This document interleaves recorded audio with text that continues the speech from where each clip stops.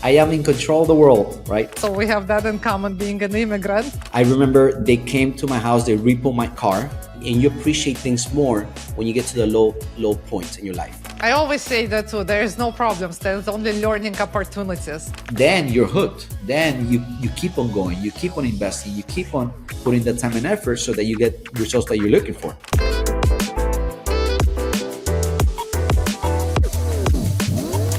Hello. Welcome everyone to the Money Mindset Podcast, where we unlock the secrets to financial success and prosperity.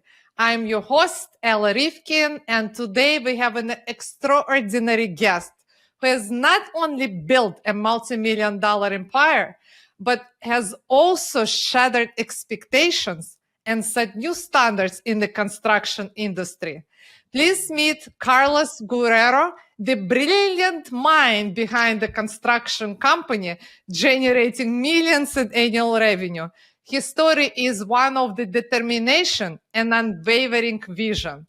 So make sure that you stay till the end of this episode, as you don't want to miss all the insights that we're going to dive deep into Carlos' journey from humble beginnings to becoming a leader in his industry. So without further ado, welcome, Carlos. Thank you so much for joining us. Ella, welcome and thank you for having me. Mosen, I love the introduction. What a great way to start our show. Yes. Yeah, thank you. Love your energy. And I love your story. So if you can just share, I know you shared your story with me and I got very inspired when we just met. If you can share your story with the viewers, that would be awesome. The long version or the short version? Well, let's do the short version and then we'll record another podcast because your story is incredible. And I think the viewers will love that. Yes, I mean, I'm an immigrant. I came from Peru when I was 6, and basically I came here with with nothing. My mom and my dad, my sister, and I kind of just was another guy just trying to figure things out. Started working at an early age, 14, because I needed to work to basically get around. I started working a Subway actually, and from there I basically became a sales manager. I was there for like 6-7 years. From there, I actually got recruited by a manager in Sprints because I was already a manager of Subway because I had already built up my management skills at a very early age. And then I started working for Sprint for 2 years as a manager. A buddy of mine actually introduced me to the construction industry because at this time, I was going to school, but I didn't really know what I wanted to do. I wasn't always an A+ student, if you know what I mean. I barely made it by, but I was happy. But at this time too, I was already living on my own, so I had to figure things out. It's like whatever it takes, I had to figure it out. And for me, like having a job back then was good because it was paying the bills, but I needed and I wanted more. So a buddy of mine came from the Marines actually, and then he started investing in construction and development, which was very interesting to me because like he'll get a piece of land, he'll build a house, and then he'll sell it. So I was like, wow. So he became my mentor. His name is Edwin Carrion. He actually became my mentor back then. And I was probably about 21, 22 at this time when I got introduced to the construction. So I started kind of doing the same thing that he did. He mentored me. I was able to save about $20,000 in a very early age from working from this job. I remember I purchased my first piece of land for like $15,000 or $20,000, and I was ecstatic. I was like, wow, I made it, right? Then I go to the bank and then I get a construction loan, and from there I started building the spec home. So I built the first home. And during the process of building this home, I'm learning all this magnificent skills that you don't get anywhere. Like you don't learn this in school. You don't learn this by mentors. You learn it by doing it. So I was managing people. I was coordinating. I was basically building a team of people to kind of like get this house built because I didn't know how to do it physically, right?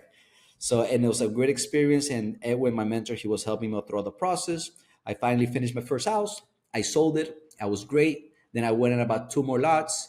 I did the same thing for a couple of times, and then I thought I was like, I made it. Nothing's gonna stop me. I am in control of the world, right? Then 2008 comes, 2007, 2008 comes when, there was a huge problem in economic. And at this time, I had already purchased about $4 to $5 million worth of houses to develop. So I was already like, doing it big. But the problem back then is, and I don't know if you guys remember this or not, but the problem back then is that the banks were giving loans to anybody. Like anybody could get a loan, right? I had 4 or 5 houses. One of the houses I was living in it, and the other 3 or 4 houses I was in the process of developing, like doing that, basically the plans and developing and pulling the permits. And then that's when the crash came, right? And then little by little, I started racking up my credit cards to pay those mortgages, and it got to the point that I couldn't afford it anymore. So long story short, that was like my low point in my life, right? I went from like having millions of dollars of real estate to traveling to Vegas and living the life, to now I'm broke. The banks took all my houses. I remember they came to my house, they repo my car. So then I was a zero. So that was like a humble moment for me, and like it smacked me in the face. Like life really smacked me in the face. Like, you cannot get too comfortable. So from there, I was already in the construction. I had already about 6, 7 years of construction knowledge on how to coordinate, how to manage people, building subcontractors, and so forth. So then I said to myself, why don't I just keep doing what I love to do and start helping others build? Because at the same time, I already had my general contractor's license, by the way. In 2004, I put my license. So I had my license, I had the experience, and I had the people. So I'm like, you know what? Let me pivot, because that's what happens when you have a problem. You have to pivot in life. So let me pivot and go after people that I could help and do it for them. So I started basically, doing like my little signs on Craigslist, free ads, and do my little business cards. And I started offering my services as a contract, as a general contractor. And I started going for driveways, windows, bathrooms, anything I could get my hands on. And then that's basically how I started my construction business. And then from there, we just kept growing. Wow, what an There, inspiring story. there you have it. Yeah, that's a very inspiring story. Then me and you, we have something in common. So I actually started working since I was 14 years old as well. So we have that in common, being an immigrant. I love how you mentioned in the beginning, when you started working, you learned through all these work experiences, the management skills and the sales skills. And then later on, when you started your business ventures, you mentioned about like the people, the development of people. So the management skills and the sales skills, it all just ties up together to people skills. Yeah. And a lot of times I don't think people realize how valuable learning from a job is, or learning from experiences are, because you're learning different skills that is gonna eventually help you, get to where you need to get in life. Because everything about, like, if you want to really grow your business, you want to expand, you need to have people skills, management skills, coordination skills, organization skills, leadership skills.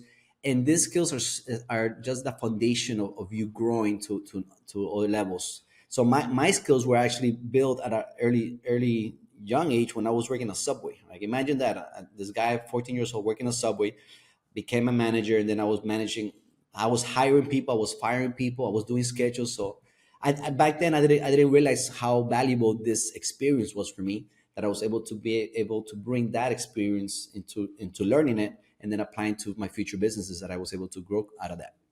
Yes, I love that. Yeah. So, I always say that too. There is no problems. There's only learning opportunities, and that's exactly what you showed. You turn these problems, these challenges, you learn from them, and then you move on. So that actually brings me then, since we're talking about this, the challenges, the opportunities, and I work with business owners. I work a lot with business owners, and obviously we face so many challenges throughout our business journey.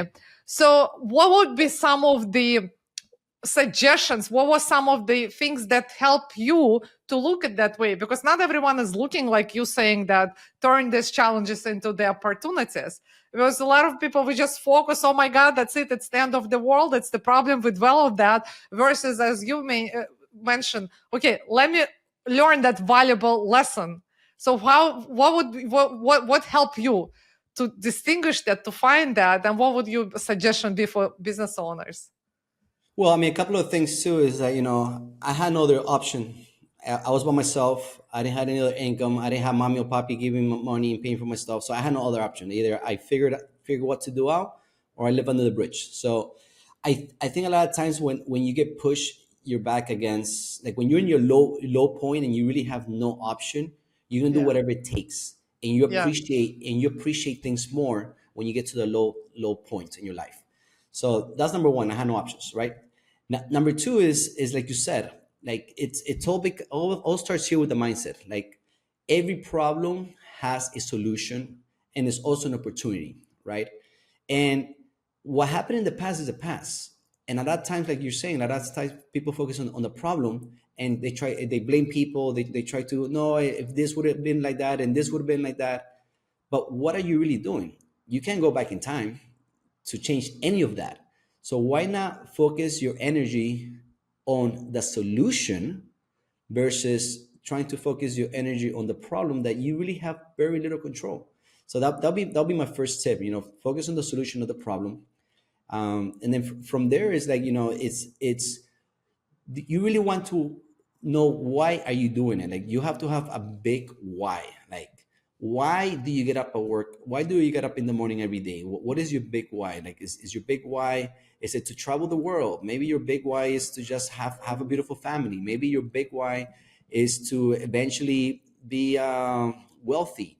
Whatever your why is, you always have to think about that big why, like long-term big why, and then work backwards. And then everything has to do based on where you're going and where you're trying to get. And that just gives you that motivation to keep going, to keep pushing yourself, and keep building, keep creating process and systems, and really learning.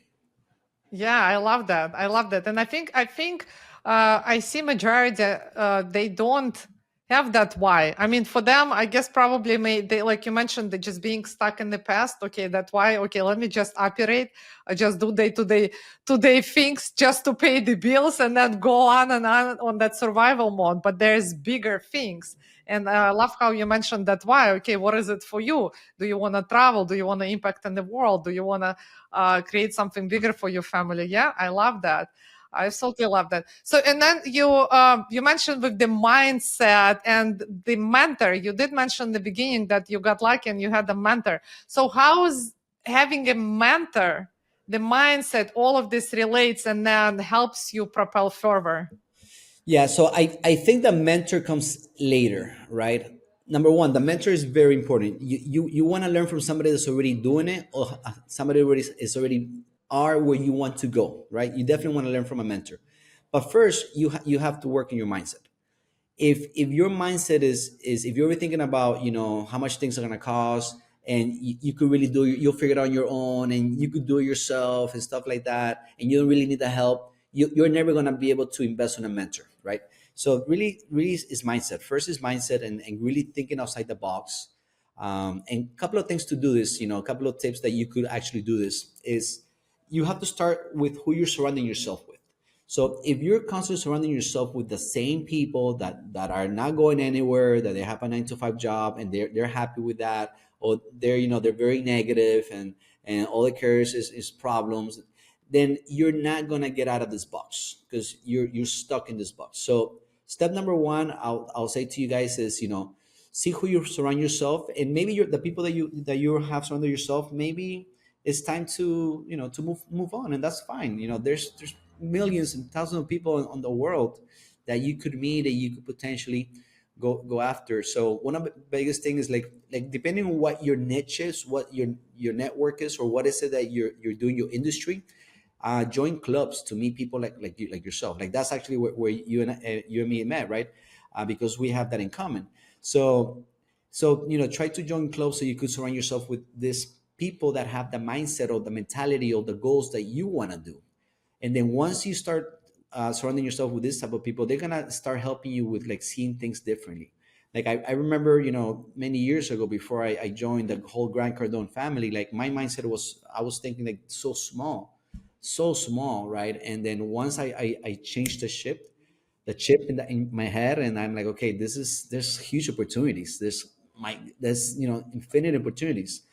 Then I was able to invest in myself, and then what I mean by invest in myself, go to more seminars, get mentors, educate myself on where I wanted to go, and that's really what changed for me. And then once you get the mentor, then you really started basically saving time, right? Because at the end of the day, getting a good mentor is just going to save you time, right?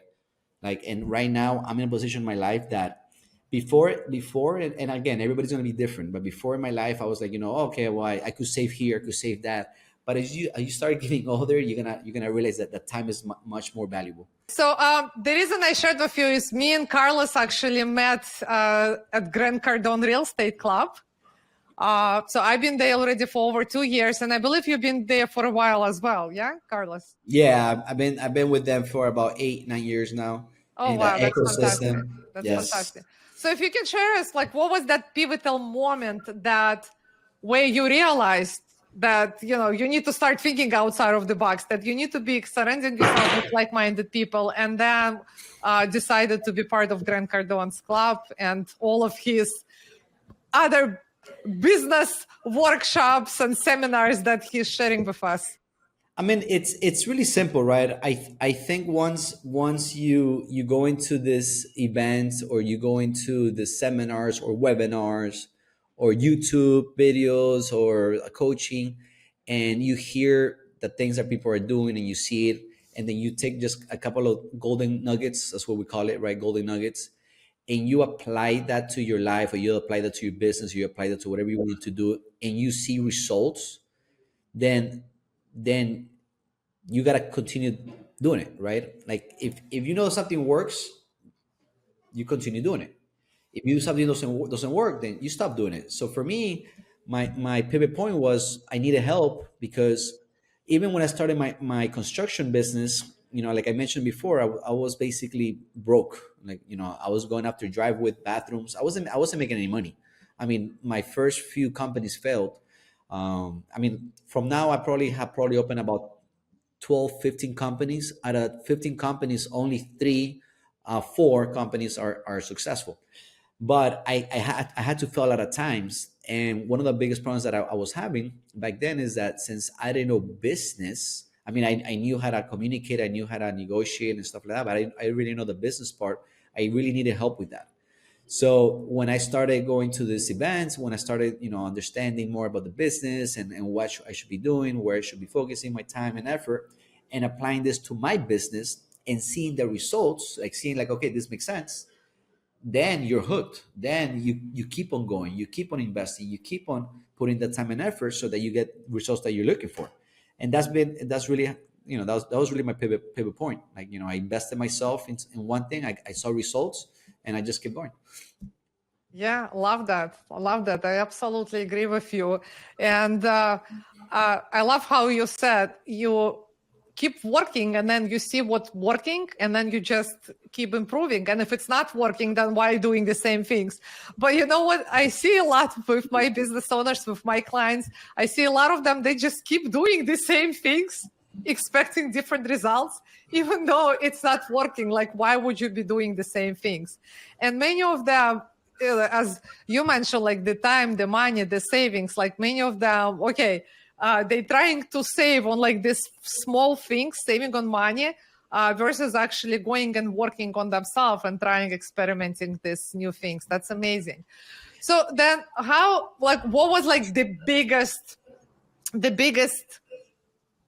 improvement in your business when you came back from that first workshop that you did, if you remember? Like, what was like the biggest transition, the transformation point in the business?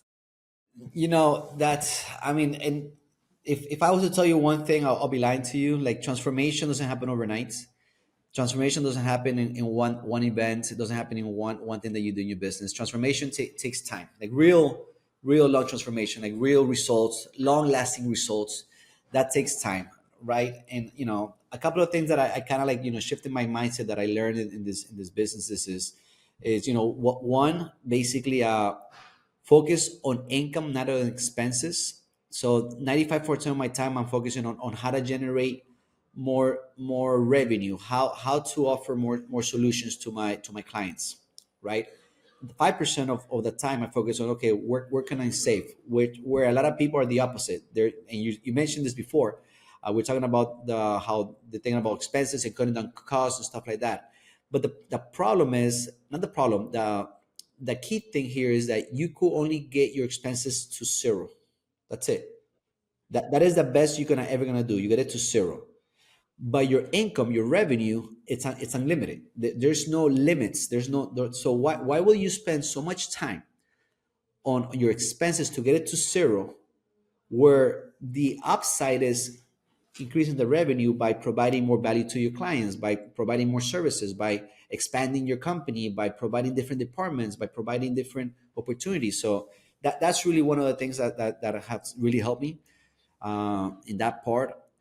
Other stuff has been, just learning how to build a team, learning how important process and systems are in a business. Learning how to tracking data is so important, because you mentioned it before, how people keep doing the same things and expect different results.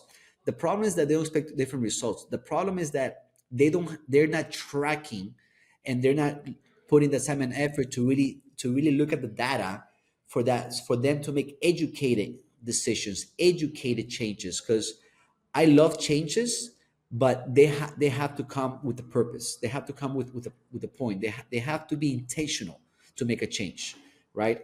And that's also was helping, because as you're growing, you're not just growing yourself. You're growing with people, right? You cannot grow by yourself, right? You need people to grow. So now, when you have a team of, right now we're a team of 25. When you have a team of 25 people, it's not just about you. It's about, it first is your people, right? Because another thing too that you're gonna learn as you continue growing, man. I don't know, how big businesses are here that are watching this, but if you're a small company, then yes, it's about you, and it's about, well, how can you take care of your customer, and how about creating process and systems, create what works, what doesn't work, like you testing and trial. But once you're getting bigger, it becomes, you take care of your people so that your people could take care of your customer. Does that make sense? Absolutely, totally. Yes. So if we could elaborate a little bit more about that. So you mentioned the process, you mentioned people, and analyzing what's working in the process, what's not. So if we can talk a little bit more about, like, why is it important, the process, and then how do you create the process, like especially in your industry. And when I work with my clients, I have many construction clients, and they complaining, oh, it's not possible to create the process, it's not possible to duplicate myself. And then at the end of the day, a lot of business owners, they just end up doing everything themselves. So basically working in the business versus on the business. So Yeah. what is that difference between working in the business versus on the business? What is that process should look like? Like, how did you create that process? Yeah, and again, is that's transformation, right? And that's gonna take long. But at the end of the day, as a business owner, when you start your business, or you already have a established business, you're gonna have to wear two hats. You're gonna have to wear a job description hat, but you still have to wear a owner's hat, or a CEO, whatever you want to call yourself, to work outside the business. And really starts with you basically putting the time and effort, and being very organized with your time management. Okay, and I'm gonna dedicate myself 20% of my time to work as a business owner, and I'm gonna dedicate myself 80% of the time to work as an employee to my company, right? And I mean, I could just talk forever about duplicating yourself and creating process and stuff like that, but you have to like really break it down into like small little bite sizes, right? And you have to break it down into different departments and different roles. But everything starts with your mission, with your vision, with your core values, your client success, like your roadmap of your client. Like, what happens when your client first sees an ad or advertising? Like, what happens next? Okay, well, somebody calls them. Okay, and then what happens next? Well, they go to this phase, and then what happens next? And they go to this phase. So you're creating a whole roadmap for your clients, whoever the client is. And again, you have to figure out who your client is too, right?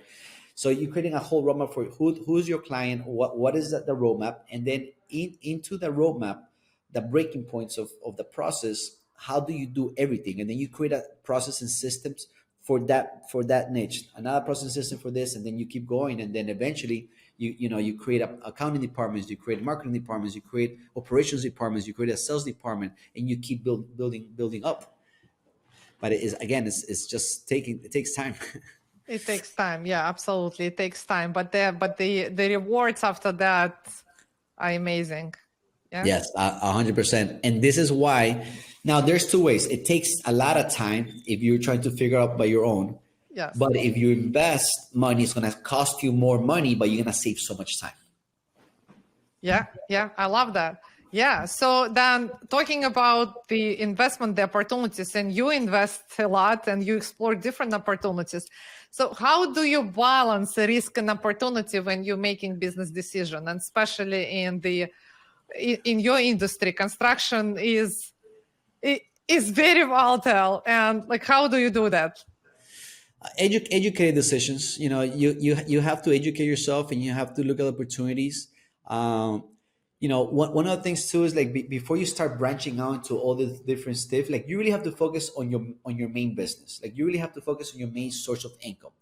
Once you feel that that's already kind of like you're stepping out and it's already working, then and only then you could invest in your business to branch out all their services or opportunities. And then once that's already kind of working, then you could invest your stuff in other people and generate additional income. But again, it's a process. A lot of times, I meet a lot of people because I also teach contractors how to build their businesses.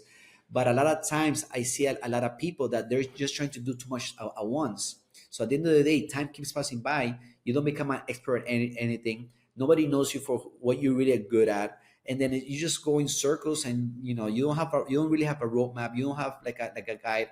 Like imagine trying to go from here to, I don't know, Orlando, and you don't have a GPS. You're just gonna go. You know where you want to go, but you have to have a roadmap so you could get there much faster, and that's really what happens. And a lot of times people, like, if they have lead problems, they just try to do whatever, but they don't really take the time to plan it out. Like who's your client? Who are you going after? Who are you trying to help? What problem do you solve? How are you going to solve this problem? And then once you attract them, what happens next? Why would they pick you over me? You have to think about this whole things, and it's really about collecting the data. Yeah, absolutely. Yeah. And just like you mentioned, you have to know where you're going. It's kind of the same thing. Listen, we all started when we started our businesses. Majority of the business owners, we just street smart. We're trying to figure out everything as we go. But there's much easier way of how to do this. And as you mentioned, it's saving this time. It's not saving the money to accumulate more. It's actually what you can do with that saved time and how much more you can generate. And I love the example, like even in the construction, whenever you build the house, you don't just go and build the house. You get the blueprint from the architect, then you approve the blueprint, you put the foundation, then you start building the stories. So, but unfortunately, many of us we just start building without having the plan. And for those guys that are watching in the construction industry, Carlos, as he mentioned, he is a phenomenal. He gives coaching lessons and he knows all the ins and outs. He can help you to put together the plan, that blueprint to start building your house. And then in your case, it will be to start building the business and start generating more and more revenue. So we will put the information so you can reach to Carlos directly, or you can message or put it in the comments, and then I will connect you with Carlos as well. Carlos, I guess we're already running out of the time. There is so much more and more we can talk about it. But for those that just starting out, for those that want to build a successful business and already trying that trial and error thing, like what would be some of the last minute words of wisdom? All right. So if you're just starting out, you really want to identify your niche, right? And what I mean by your niche is that what are you good at that you could actually help people? Because if you're not helping people and you're just all over the place, you're not gonna get anywhere. You're not gonna get referrals. You're not gonna get a profitable project. You're not gonna get a revenue increase. You're not gonna get nothing, right? So you got to be very niche on who you're going after. Once you really understand your avatar, which is your ideal client, right? Then everything starts from there. How are you going to take care of your ideal client? How are you going to take care of your avatar? What does the process looks like? What does everything in the pipeline is going to look like? Then you could start investing money on marketing to attract the ideal client that you want. Because like, let's assume I'm here today and I tell, hey, I do construction, and I do houses, and I do high rises, and I do this and I do that. Go follow me and go to my page, Carlos, your contractor. Then you go to my page, and then on my page you're seeing that you're seeing little kitchens and little bathrooms, and it's not really aligned with what I was explaining to you. Then there's going to be a disconnect, right? So everything you have to start with who's your ideal client, what are you good at, and then everything from there builds at that ideal client. Now, that doesn't mean that if you get all the leads, you cannot help them. It just means you got to be very niche on one particular thing to start. And then you could build process and systems, because now it's easier, because you're basically just creating stuff based on your ideal person or ideal clients. And that's pretty much when you're starting. And again, there's a lot more information that comes after, with the test and trial, and having a process and a systems, and how important it is to have process and systems step by step and all that good stuff. Yeah, love that. Thank you so much. My pleasure. Yeah, I think this is phenomenal. I think, I definitely got lots of valuable information. I'm sure our viewers got lots of valuable information as well. There's a lot to learn, a lot to start implementing into the actions. Marketing, as you mentioned, you gotta promote yourself. So guys, for those that not promoting themselves, you gotta start promoting, but promoting, as Carlos mentioned, in the right way. So there is a lot that you can take from this from this podcast. So thank you so much, Carlos. We will definitely need to do another one like this, because I think we can go on, and you have so much valuable insights. There's like unbelievable. Whenever we get together, me and you, there's like something new always coming out of you. Like you have so many ideas. Oh yeah. Yeah, that's phenomenal. 100%. Yeah. Thank you so much. Thank you to our viewers. Thank you for watching. And remember, guys, your financial freedom is all in your hands. Thank you for watching. Thank you for having me. Have a great one, guys, and I'll see you the next one. Yep.